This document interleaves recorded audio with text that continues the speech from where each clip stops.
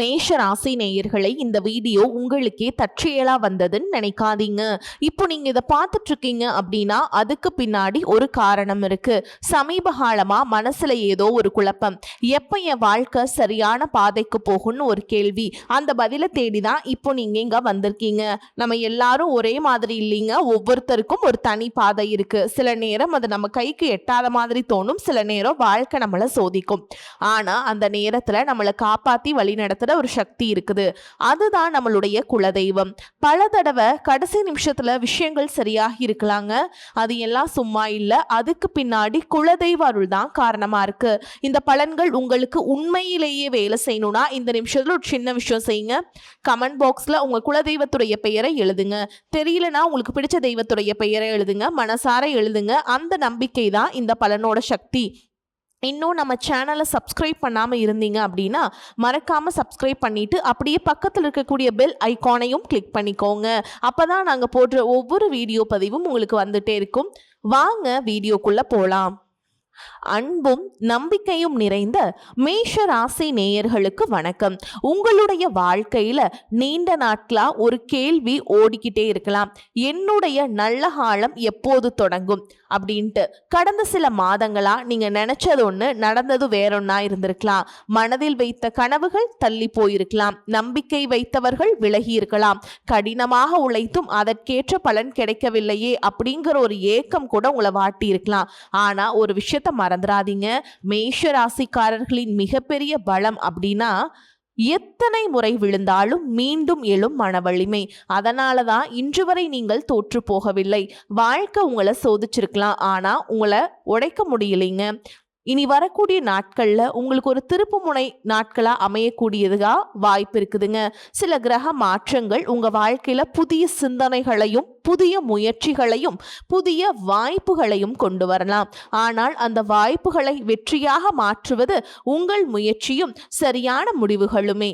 இனி வரக்கூடிய நாட்கள்ல எப்படி இருக்க போகுது அப்படின்னு பார்க்கலாங்க. நீங்கள் கடந்த காலத்தை நினச்சி வருந்துவதை விட எதிர்காலத்தை உருவாக்க தயாராக இருக்க வேண்டும். நல்ல நேரம் வருவது முக்கியமல்ல, அந்த நல்ல நேரத்தை பயன்படுத்த தயாராக இருப்பதுதான் முக்கியம். இனி வரக்கூடிய நாட்களில் உங்களுடைய வாழ்க்கையில் எந்த துறைக்கு முன்னுரிமை கொடுக்க வேண்டும் என்பதை தெளிவாக முடிவு செய்யுங்கள்.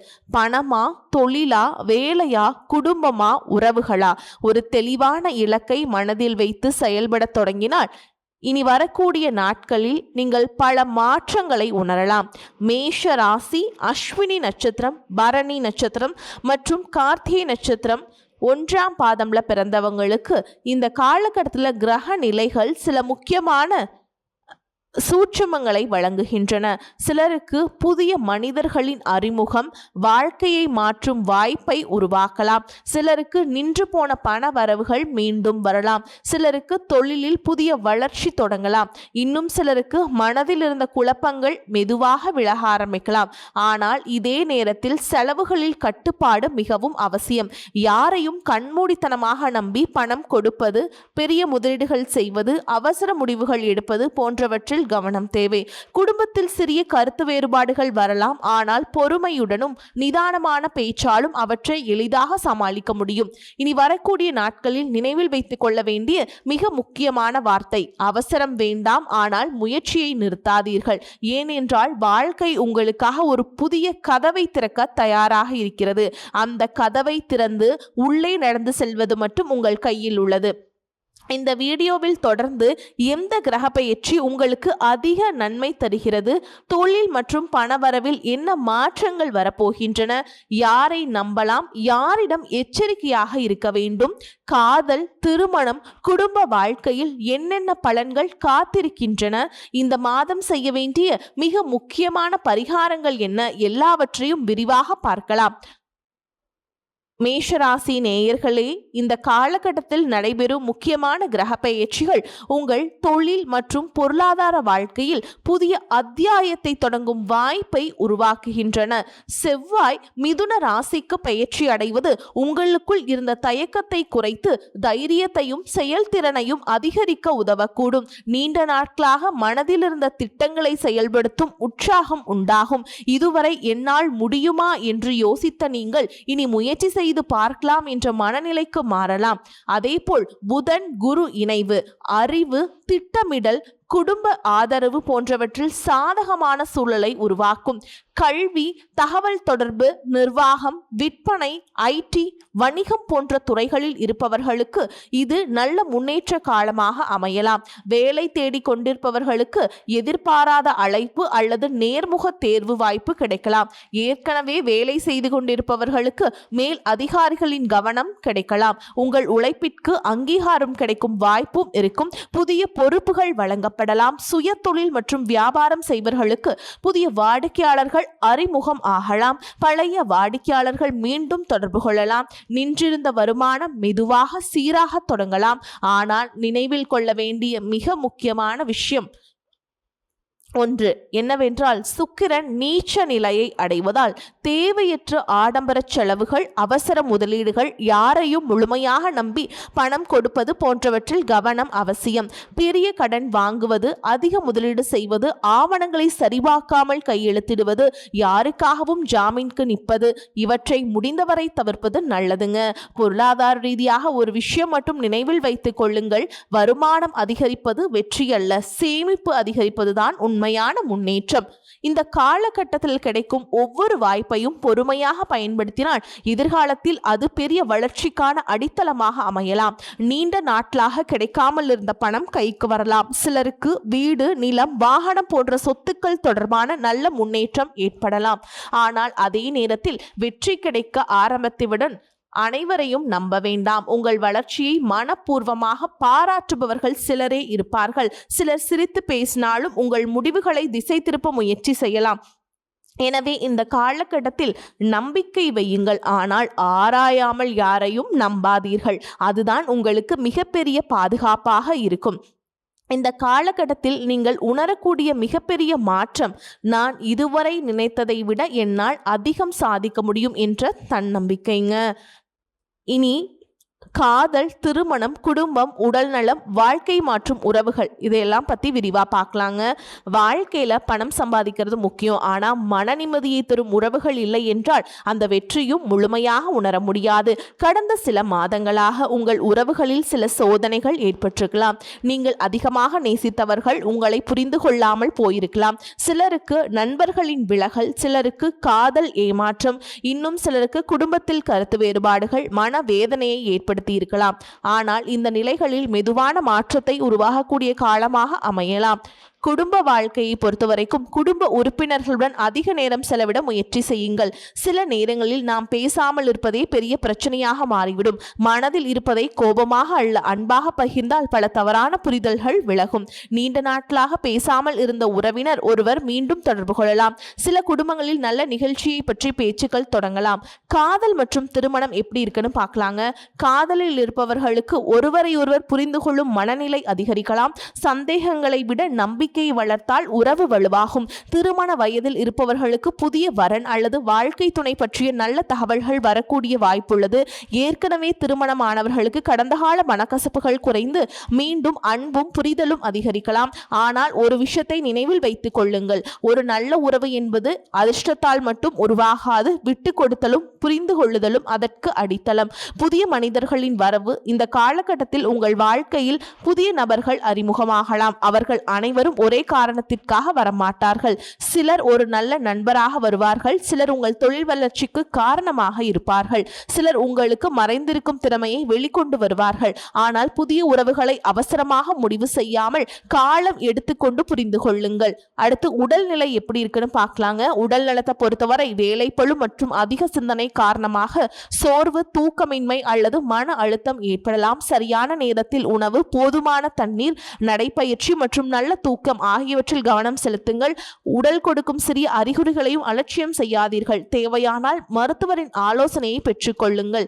மேஷராசிக்காரங்களே, நீங்கள் பல முறை வாழ்க்கையிடம் தோற்றதாக நினைத்திருக்கலாம்.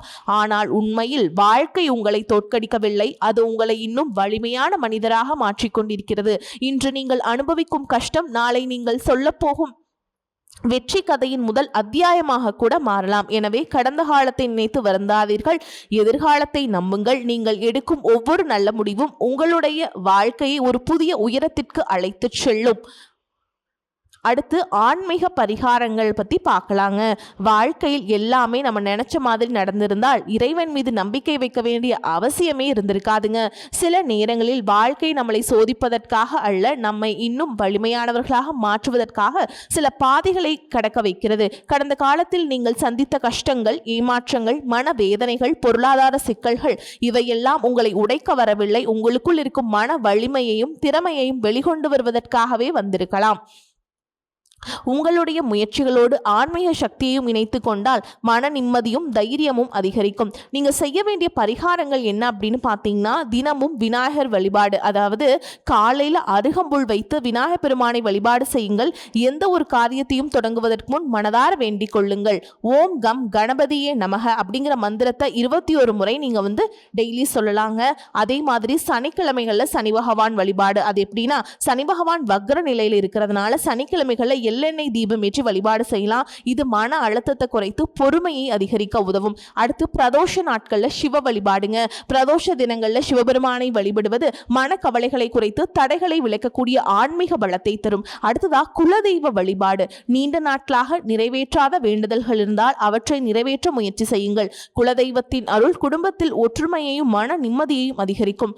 வாழ்க்கையின் உண்மை, ஒரு விஷயத்தை நன்றாக புரிந்து கொள்ளுங்கள். எல்லா மனிதர்களும் நம் வாழ்க்கையில் நிரந்தரமாக இருக்க மாட்டார்கள். சிலர் ஒரு பாடத்தை கற்றுக் கொடுக்க வருவார்கள், சிலர் நம்மளை உயர்த்த வருவார்கள், சிலர் நம்மளை சோதித்து நம்மளுடைய உண்மையான பலத்தை உணர வைப்பார்கள். அதனால் யார் வந்தாலும் யார் விலகினாலும் உங்களுடைய நல்ல குணத்தையும் மனநிலையையும் இழக்காதீர்கள். நினைவில் வைத்துக் கொள்ள வேண்டிய ஒரு உண்மை, நீங்கள் இதுவரை எத்தனை முறை விழுந்திருந்தாலும் இன்னும் எழுந்து நிற்கிறீர்கள், அதுவே உங்கள் வெற்றி. உங்களுக்குள் இருக்கும் தைரியம், உழைப்பு, இறை நம்பிக்கை, இந்த மூன்றும் சேரும்போது எந்த தடையும் நிரந்தரமாக இருக்காது.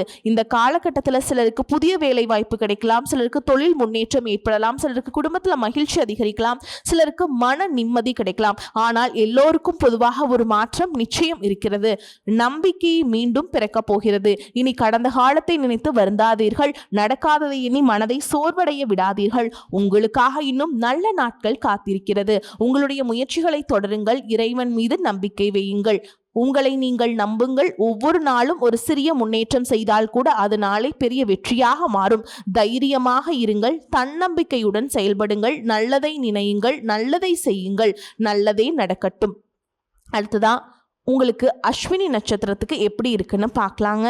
இந்த காலகட்டத்தில் உங்களுக்கு வேகமான மாற்றங்களையும் புதிய தொடக்கங்களையும் கொண்டு வரக்கூடிய காலமாக அமைஞ்சிருக்குதுங்க.